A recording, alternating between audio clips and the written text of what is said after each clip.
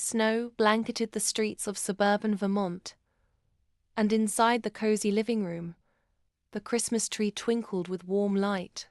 Lila, barely 8, sat cross-legged in her reindeer pajamas, eyes gleaming as she reached for the final gift under the tree one, with her name scribbled in glitter ink.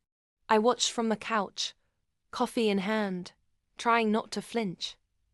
That box had taken me weeks to decorate. My bank account had barely survived the holidays, but it was all I could afford. My father, seated in his usual recliner, grumbled loudly. "Spoiled little brat," he said, barely masking the disgust in his voice. Layla peeled back the wrapping with care, her small hands trembling with excitement. Then she lifted the lid and froze. Her expression fell. The box was empty. Silence. Her eyes darted to me. I offered a sheepish smile. "Look closer," I whispered. But my father was already laughing. "Figures," he barked. "Just like her mother, empty and useless." The words cut like glass. Leela's bottom lip quivered, but she said nothing. Instead, she placed the box beside her and folded her hands on her lap. I could see the tears building, but she blinked them back. "She doesn't even cry properly," he snorted. What a pathetic excuse for a. Suddenly the lights flickered. Then everything turned still. Eerily still. The clock on the wall stopped ticking. The snow outside stopped falling. Even the fireplace froze mid-flame. Lila stood up slowly.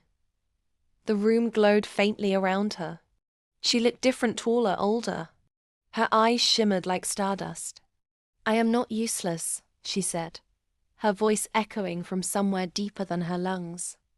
"And I am not like my mother. I am her future." My father sat up, the blood draining from his face. "What is this?" he whispered. Leela walked toward him. "You've done enough damage across generations. That ends today." Suddenly he clutched his chest. "What are you?" "I'm not hurting you," Lila said calmly. "I'm setting her free." Then she turned to me. "Check the box again, Mama." I stumbled to it with trembling hands. When I lifted the lid, the box wasn't empty anymore.